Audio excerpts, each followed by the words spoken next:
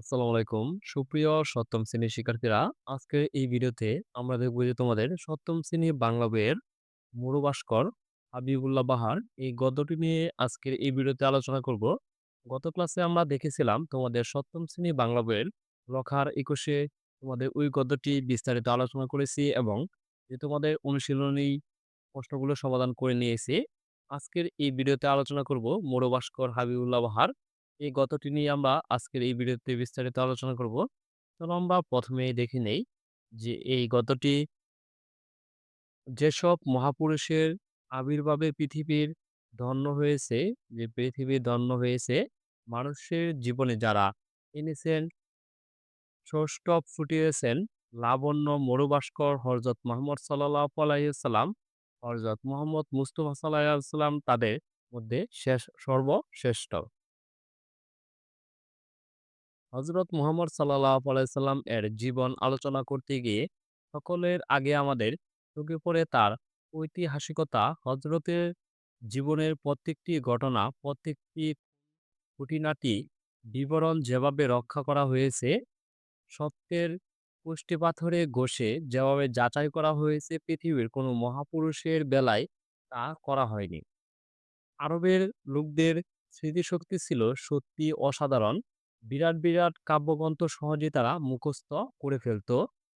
আরবি সাহিত্যের ইতিহাসে আলোচনা করলে দেখা যায় যে মুখস্থ না করে কোনো কিছু লিখে রাখা আরবরা লজ্জার কথা বলে মনে করত। তারা কি করত? যে কোনো কিছু মুখস্থ না করলে তারা এটা লজ্জার কথা ভাবত। সাহাবীরা এবং অন্য হাদীস সংজ্ঞারা অনেকে হাজার হাজার হাদিস মুখস্থ করে রাখতেন। কি করতো আরবরা?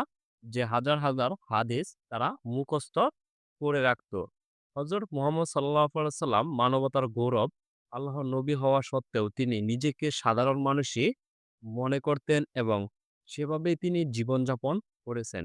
৬৩ বছরের ক্ষুদ্র পরিসর জীবনে হযরতকে কত পরিবর্তনের সম্মুখীন হতে হয়েছে দেখলে অবাক হতে হয়। যিনি ছিলেন এতিম, তিনি হয়েছিলেন সারা আরব ভূমির অবিসংবাদিত যে নেতা। হযরত যখন মদিনার অধিনায়ক, তখন তার ঘরের আসবাব ছিল একখানা খেজুর পাতার বিছানা আর একটি পানির সুরাহি। অনেকদিন তাকে অনাহারে থাকতে হতো এবং অনেক সময় উনুনে জল জ্বলত না আগুনে। মানে কেউ উনুন হচ্ছে যে বলা হয় যে চুলার মধ্যে আগুন জ্বলত না। এরকম কথা, উনুন হচ্ছে এরকম। হযরতের চরিত্র সংমিশ্রণ হয়েছিল কোমল আর কঠোরের। বিশ্বাসে যিনি ছিলেন অজেয়, অকুতোভয়, যে সত্য ও সংগ্রামে যিনি বজ্রের মতো কঠোর, পর্বতের মতো অটল, তাকেই আবার দেখতে পাই কুসুমের চেয়েও কোমল। বন্ধু-বান্ধবের জন্য তার প্রতি আন্ত নেই। মুখ তার সবসময় হাসিমুখী। ছেলেপিলের সঙ্গে মেশেন তিনি একবারে শিশুর মন নিয়ে। মানে সে সবার সাথে চলে শিশুর মন নিয়ে, যে ছেলেপেলের সাথে। পথে দেখা হলে বালক বন্ধুকে তার বুলবুলির খবর জিজ্ঞেস করতে তার ভুল হয় না। বন্ধু বিয়োগে চক্ষ তার অশ্রুশক্তি হয়। বহুদিন পর দাইমা হালিমাকে দেখে মা আমার, মা আমার বলে তিনি আকুল হয়ে ওঠেন। মক্কা বিজয়ের পর সাফা পার্বতের পথদেশে বসে হযরত বক্তৃতা করেছিলেন। একজন লোক তার সামনে এসে ভয়ে কাঁদতে লাগলো। হযরত অভয় দিয়ে বললেন, ভয় করছে কেন? আমি তো রাজা নই, কারো মুনিবও নই। এমন মায়ের সন্তান আমি, সূক্ষ্ম খাদ্যই যাহার আহার্য। মানে আমি যা খাই, যে শুষ্ক খাদ্যই আমি খাই, যেমন মায়ের সন্তান আমি। হযরত জীবনে কাউকে কড়া কথা বলেনি। মানে কাউকে ধমক দিয়ে বা কড়া কথা বলেনি, কাউকে অভিসম্পাত দেননি। আনাস নামক এক ভৃত্য ১০ বছর হযরতকে চাকরি করার পর বলেছেন, এই সুদীর্ঘ সময়ের মধ্যে হযরতের মুখে তিনি কড়া কথা শুনেননি কখনো। মক্কা বা তায়েফের অত্যাচারে জর্জরিত হয়েও হযরতের মুখে অভিসম্পাদনের বাণী উচ্চারিত হয়নি। বরং তিনি বলেছেন, এদের জ্ঞান দাও প্রভু, এদের ক্ষমা কর।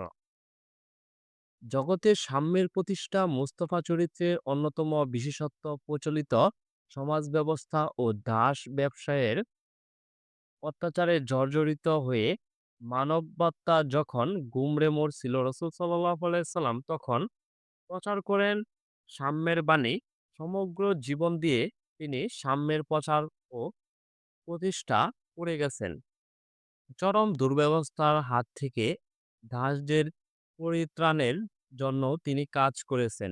মানুষকে সালাতে আহ্বান করার জন্য মুয়াজ্জিন নিযুক্ত করেছেন হাবশী গোলাম হযরত বেলালকে।